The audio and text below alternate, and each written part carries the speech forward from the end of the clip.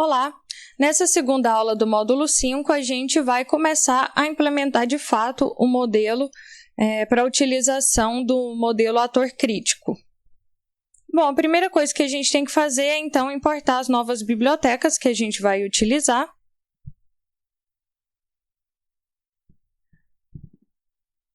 Aqui vou abrir um novo bloco de código e vou importar o TensorFlow,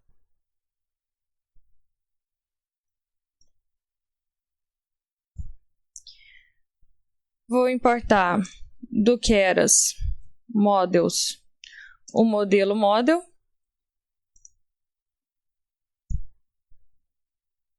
das minhas camadas eu quero importar dois tipos de camadas, que são a camada Input e a camada Dense. E eu quero importar também um tipo de perda aqui, Losses, que é a perda do tipo Huber.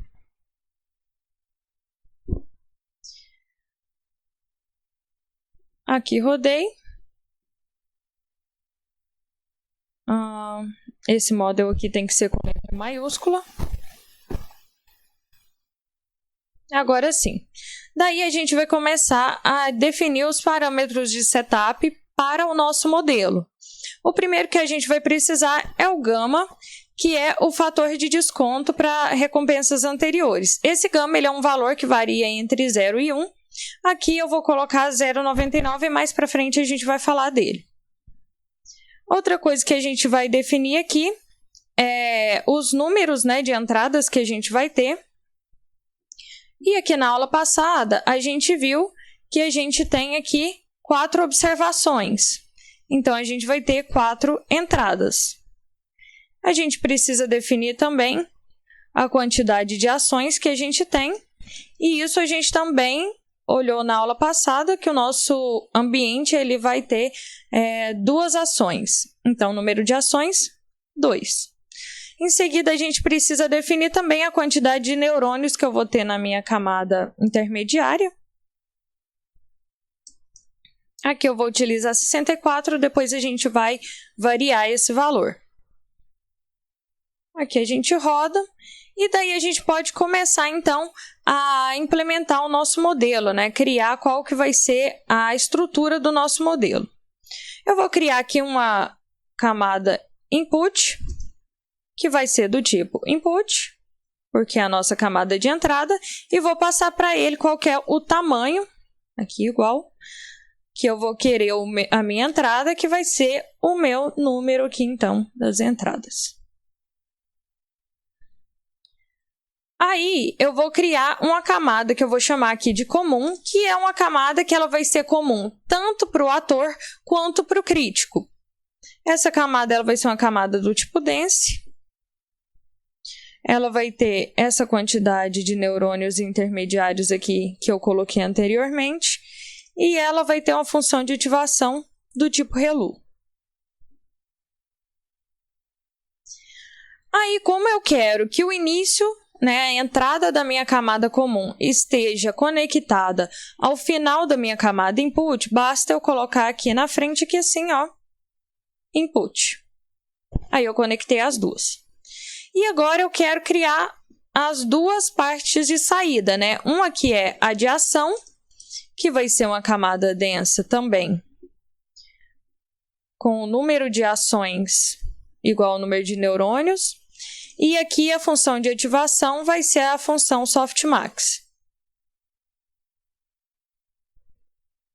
Essa camada, a entrada dela vai estar conectada à saída daquela comum.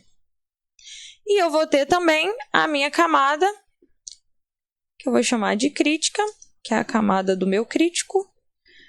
Vai ser densa também, com um neurônio apenas, e vai estar ligada à comum também.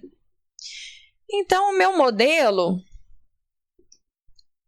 ele vai ser do tipo Model, e ele vai ter como entradas do meu modelo a minha camada Inputs, e na saída eu vou ter 2 camadas de saída, que eu vou passar como uma lista aqui, são elas a camada Ação e a camada Crítica. Posso rodar aqui.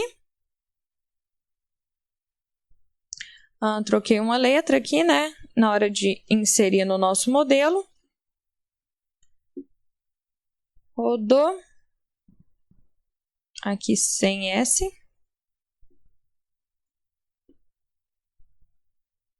Ok, aí sim.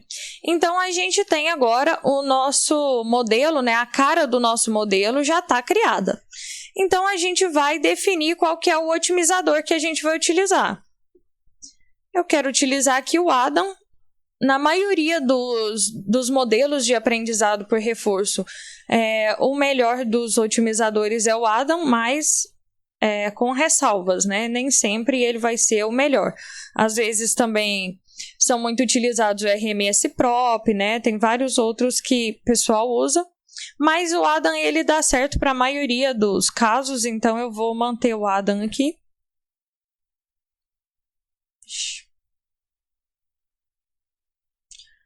0,01. Aí. Agora eu vou definir a função de perda, né? Que vai guiar, então, meu modelo aqui, que vai ser a Uber. E daí eu vou criar umas variáveis para eu conseguir rastrear, né, o que vai acontecer durante o meu treinamento, que são as minhas listas de histórico.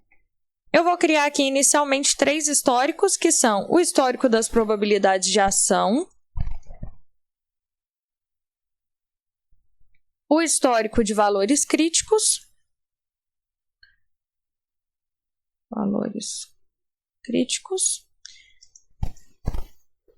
e eu vou criar também o meu histórico de recompensas.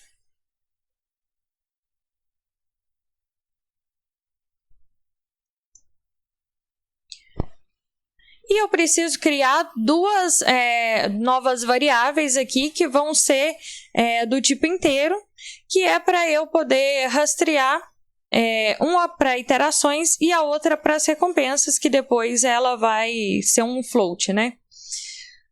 A primeira delas, que é essa da recompensa, eu vou chamar ela de recompensa de execução e vou definir 0 para ela. E a cada execução que eu tiver, eu vou atualizar, então, essa recompensa depois.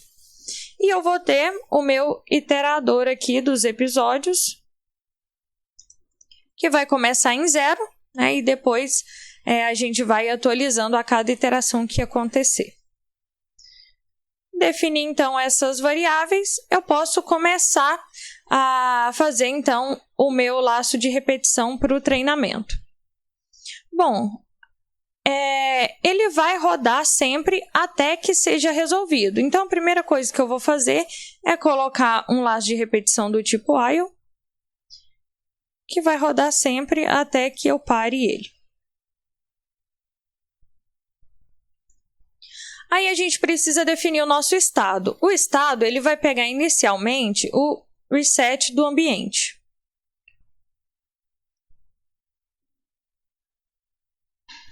E aqui eu vou ter uma recompensa própria de episódio.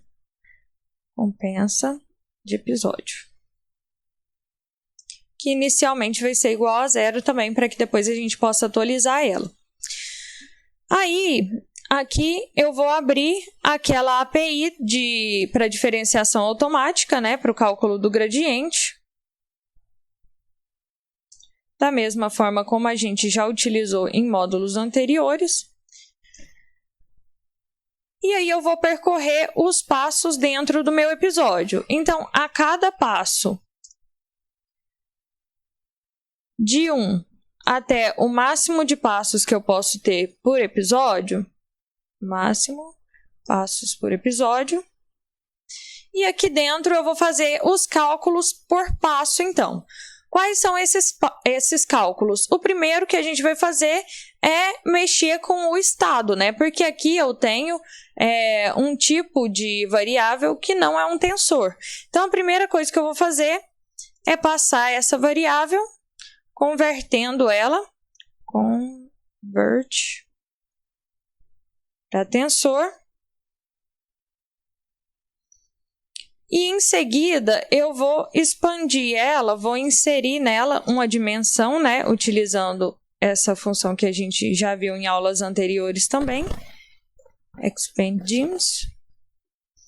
Vou expandir então no meu estado um tensor de tamanho 1 lá no 0.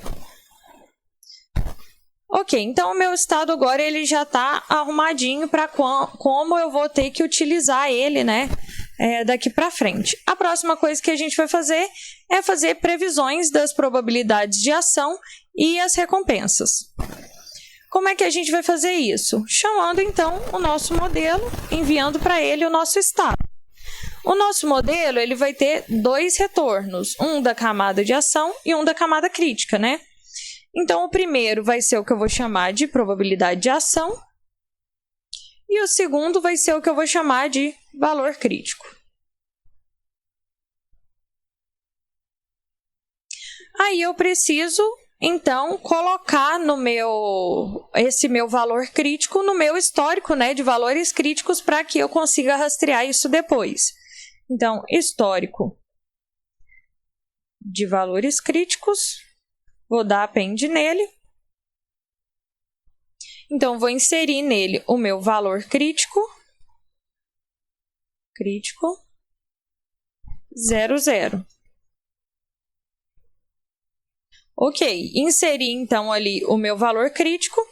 Eu vou pegar aleatoriamente uma amostra da minha distribuição de probabilidade e vou colocar ela para ser a minha ação. Vou utilizar, então, do NumPy, random.choice. O que essa função aqui faz é simplesmente escolher uma determinada quantidade de amostras dentro de um conjunto que eu passar para ela. Então, essa quantidade vai ser o número de ações.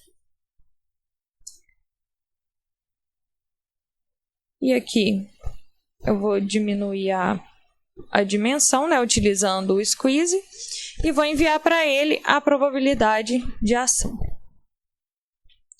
Aí, dentro desses valores de probabilidade de ação, ele vai escolher para mim, no número de ações, essa determinada quantidade de amostras ali de dentro dessas probabilidades, para ser o meu valor de ação.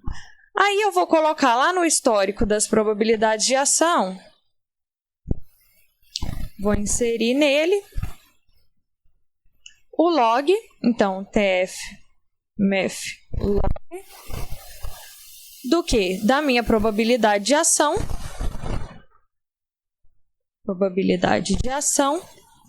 em 0 e a ação que eu escolhi aqui, né? Então, nesses valores que acabaram de ser escolhidos para ser essas amostras, né, eu vou tirar o log deles e vai ser o meu, então, histórico de probabilidade de ação. Agora, a gente pode, então, aplicar a ação que a gente acabou de amostrar no nosso ambiente. Como que a gente faz isso? A gente pega o ambiente, utiliza essa função step e envia para ele a ação. E isso aqui vai nos dar 4 resultados. O primeiro deles vai ser o estado, o segundo deles vai ser a recompensa, e o terceiro que a gente vai utilizar, a gente vai chamar de done. O quarto eu não vou precisar, então só vou colocar aqui esse underline, que basicamente vai colocar em uma coisa qualquer ali, porque a gente não vai precisar se referir a ele futuramente, então não precisa ficar criando variáveis. Ok, aí a gente vai lá no nosso histórico de recompensas e vamos inserir nesse histórico de recompensas a nossa recompensa que acabou de vir da nossa amostra ali de ações. E aí a gente pode atualizar a recompensa por episódio.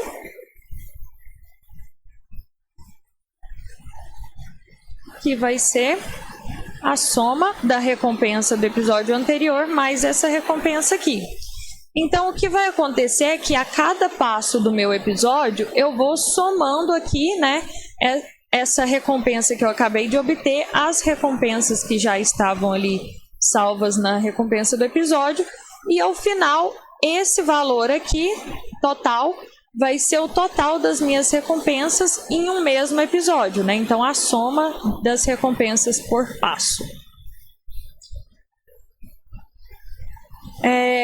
Aí, a gente precisa ver, utilizando essa variável dano aqui, se está na hora, então, de redefinir o nosso ambiente. A maioria das tarefas, mas não todas, elas são definidas, divididas, né, em episódios bem definidos. E essa variável done, ela vai indicar, então, que o nosso episódio ele terminou. Nesse problema que a gente está analisando, o nosso episódio ele termina apenas se o pêndulo invertido, né, ele tiver a mais de 15 graus da vertical, ou se o nosso carrinho ele tivesse movimentado mais do que 2,4 unidades a partir do centro. Se alguma dessas coisas tiver acontecido, então ele vai enviar verdadeiro aqui para essa variável done. E aí, nesse caso, a gente vai dar aqui o break, que vai parar, então, os passos dentro do nosso episódio, né? Não adianta, ele quis dizer que não adianta mais a gente continuar fazendo o treinamento ali, a continuação desses passos, que não vai ter melhoria ali dentro do nosso, das coisas que a gente estava realizando dentro daquele episódio. Aí, então, a gente tendo terminado o episódio aqui, a gente sai aqui para fora do for, então, quer dizer que a gente terminou todos os cálculos que a gente tem que fazer dentro dos passos, né, dentro de um episódio. Aí, então, a gente atualiza a recompensa para que a gente consiga verificar, então, se a condição de resolução ela foi atendida, ou seja, se a gente chegou ao ideal do nosso problema. Como que a gente faz essa atualização? A gente vai chamar a nossa recompensa de execução, e a gente vai colocar aqui 0,05 da recompensa de episódio, somada com o complementar, né, que é 1 menos 0,05 da nossa recompensa de execução. Recompensa de execução. Ok, aqui é interessante a gente olhar também que a recompensa de execução, ela vai, obviamente, né, ser a que mais vai mandar aqui nessa atualização. Aí, em seguida, a gente vai calcular, então, o valor que é esperado para as nossas recompensas. Como que a gente vai fazer isso? A gente vai, em cada passo, ver qual que foi a recompensa total recebida após a realização daquele passo. E daí as recompensas no passado, elas são descontadas multiplicando pelo fator de desconto, que é o gama que a gente criou lá em cima. E aí, com essa conta, né, a gente tem os rótulos para o nosso crítico. O fator de desconto, gama, como a gente falou lá em cima, ele é uma constante definida entre 0 e 1. Ali a gente colocou 0,99. Essa constante ela faz com que as últimas recompensas que a gente obteve, elas tenham uma influência mais significativa do que aquelas recompensas esperadas para o futuro. Então, quanto maior for o valor desse fator, mais importante vai ser o valor futuro. Quanto mais próximo de 0, né, menor vai ser a significância do futuro. Então, se a gente tivesse, por exemplo, um fator igual a 0, a gente chama esse agente de agente míope, porque ele considera apenas a recompensa recente, né? Bom, para fazer esse cálculo, então, a gente vai criar aqui uma lista de rótulos e uma variável de desconto, que inicialmente é igual a 0. Aí, no nosso histórico de recompensas, a gente vai pegando uma por uma das nossas recompensas. Então, histórico de recompensas. A última, né? A gente vai pegar essa última e aí a gente vai calcular o desconto, que nada mais é que essa recompensa mais o fator gama, que é o fator de desconto, multiplicado pelo desconto. E aí a gente vai inserir isso nos rótulos. Então, rótulos, insert, line 0, desconto. Certinho. Mas a gente não vai utilizar os rótulos dessa maneira. A gente precisa normalizar, então, esses rótulos que a gente acabou de calcular. Para isso, a gente vai transformar aqui primeiro em um NumPy Array para poder utilizar as funções do NumPy. E aí, esses rótulos normalizados, eles vão ser esses valores de rótulos menos a média desses rótulos. E essa subtração a gente divide pelo desvio padrão dos rótulos, somado aquele epsilon, que é o valor pequenininho que a gente definiu lá na aula passada. Aí, os nossos rótulos, eles precisam voltar, então, para a lista. Para isso, a gente faz rótulos to list. Ok, agora sim, eu posso passar para a próxima etapa, que é calcular os valores de perda para atualização da nossa rede. Vou pegar aqui, vou colocar um histórico, que vai ser zipado o nosso histórico de probabilidades de ação. Probabilidade de ação, o histórico de valores críticos e os meus rótulos. Aí, eu vou criar aqui uma lista de perdas para o meu ator, uma lista vazia inicialmente, e uma lista de perdas para o meu crítico, também vazia inicialmente. Vou subir aqui para ficar mais fácil de visualizar, né? E aí, a gente vai percorrer, então, esse histórico, e esse histórico vai nos dar 3 variáveis. A primeira eu vou chamar de logprob, a segunda eu vou chamar de valor, e a terceira eu vou chamar de rtotal, que vão vir do meu histórico. Nesse ponto aqui, né, do histórico, o crítico, ele vai ter estimado, então, que a gente teria uma recompensa total que é igual a esse valor lá no futuro.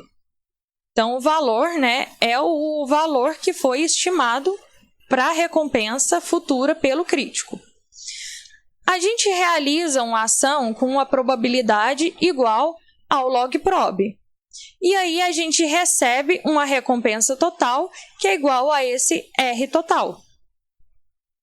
O ator, então, ele vai ser atualizado, né, de forma que ele preveja uma ação que leve a altas recompensas em comparação com a estimativa do crítico com a alta probabilidade. Então, o que a gente vai fazer aqui? A gente vai calcular a diferença entre o rtotal e o valor, né, que é o valor do ator e o valor do crítico. Então, a diferença vai ser o rtotal menos o valor, que é o do crítico. Aí, a gente vai colocar isso nas perdas do ator, né? O que é, então, a perda do meu ator? É o negativo da minha logprob, que é a probabilidade pela ação que foi realizada, multiplicada por essa diferença que eu acabei de calcular. Aqui eu tenho a perda do meu ator para a ação que eu acabei de realizar. Aí eu preciso também atualizar a perda do crítico, né, para que ele consiga prever sempre uma melhor estimativa para o futuro. Eu vou, então, colocar lá nas perdas do meu crítico. Append.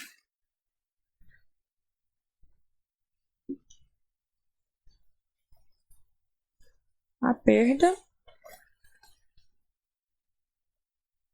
Vou enviar expandindo aqui, né, a dimensão. Valor.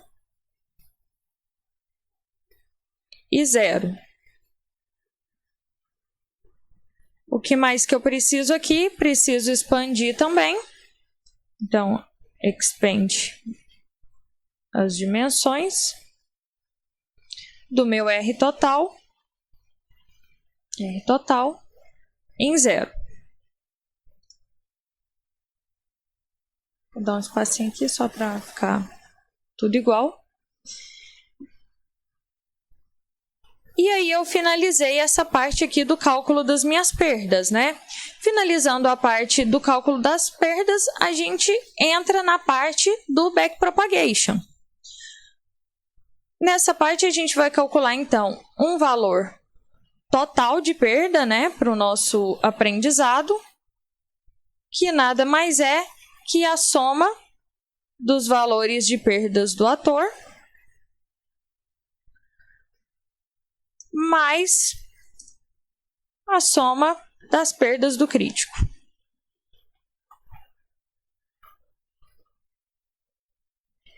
E aí, a gente calcula, então, o gradiente para essas perdas. Como é que a gente faz isso? Vou colocar só grade. A gente vai utilizar lá a nossa API, né? Utiliza, então, o método gradiente dela. Aqui a gente coloca o valor de perda em relação às variáveis, né, do nosso modelo que ficam aqui nesse trainable variables.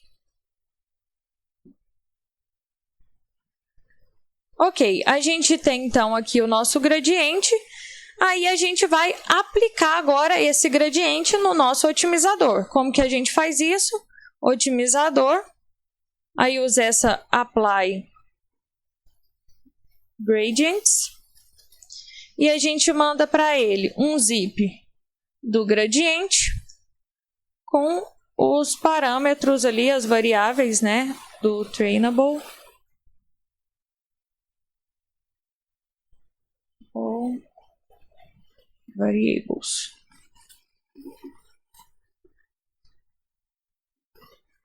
Depois do backpropagation, a gente vai limpar, então, os nossos históricos, né? Então, vou pegar o histórico de probabilidade de ação e vou dar um clear nele para que no próximo ele não tenha, né, resquícios desse anterior. E vou fazer a mesma coisa para os históricos de valores críticos e para o histórico de recompensas.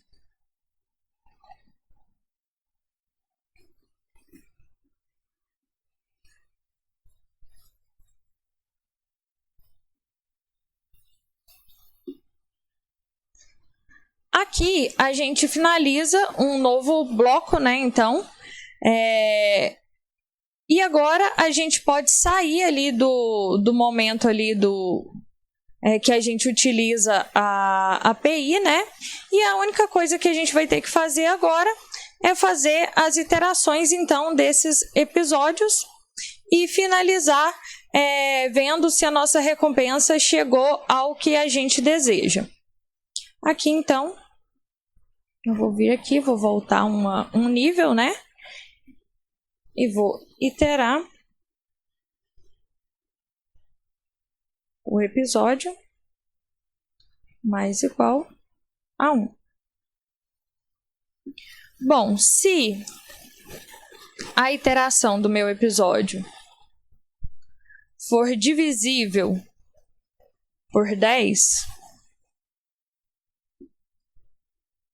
então aqui igual a 0, eu vou printar então os valores de recompensa, só para ele não ficar printando a cada episódio, né? Porque senão ele acaba deixando um pouco lento por conta da quantidade de prints. Então, vou colocar recompensa. Aqui eu vou formatar ela só para não ficar um número grande, né? Então, ponto 2F. No episódio. E aqui eu vou colocar o episódio. Daí, para a gente inserir esses valores, a gente utiliza o format para poder inserir aqui nesses lugares aqui, né, os valores que eu quero que ele mostre. Format. E a gente manda a recompensa de execução. Vou subir aqui para vocês conseguirem ver. E a iteração do episódio.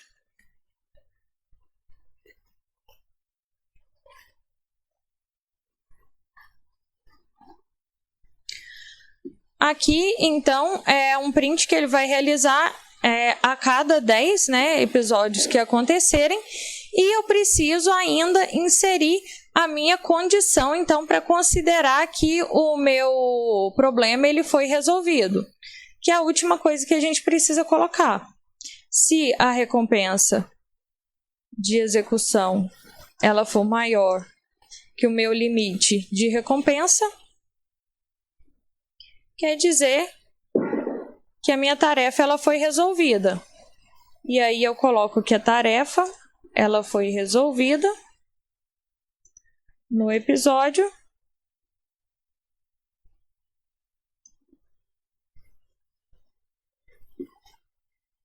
Aqui, format. Vou usar o format, não vou usar o F lá no início, não, para a gente mexer com vários tipos também aqui. E ter episódio. E aí aqui a gente dá um break. Porque quer dizer que a gente não precisa mais ficar treinando, né? Que a gente já chegou no ideal aqui. Só conferindo aqui, né, os locais aqui das coisas.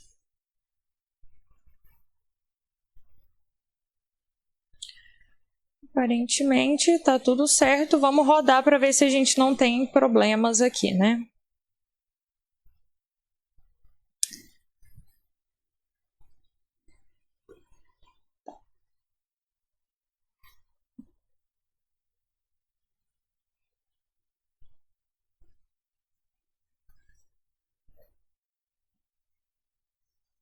A gente tem um erro aqui. Que é que eu preciso colocar aqui, né, o abre e fecha parênteses quando eu chamo a minha API. E esse foi o único erro que a gente teve, então ele consegue começar a treinar. Lembra que a recompensa desejada nossa lá era 195, então ele só vai parar quando ele chegar próximo a esse 195.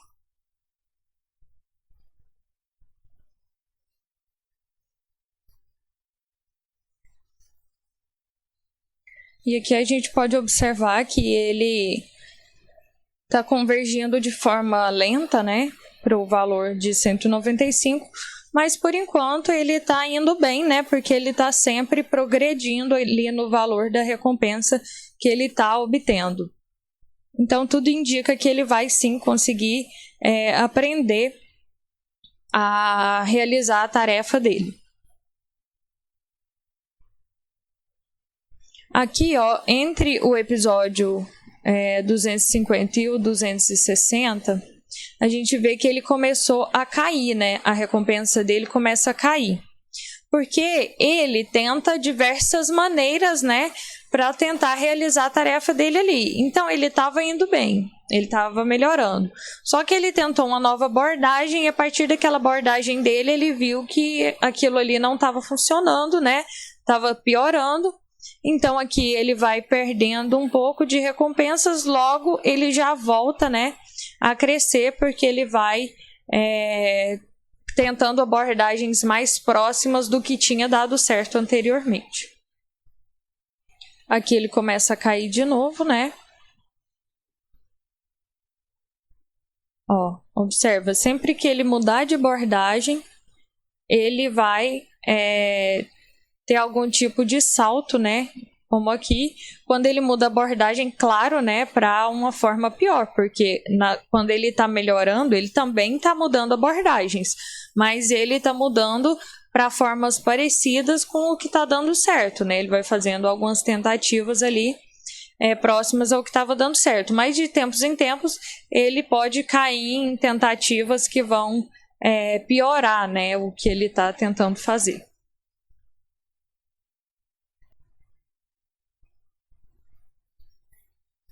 E olha só, lá no episódio 477, ele conseguiu, então, resolver a nossa tarefa. Ele chegou na quantidade ideal ali de recompensas, né? Para que ele conseguisse, pela movimentação do carrinho ali, manter, então, o nosso pêndulo sempre na vertical. Na próxima aula, a gente vai modificar então a quantidade de neurônios e ver se isso vai trazer algum tipo de melhoria para essa nossa rede, para esse tipo de aprendizado aqui.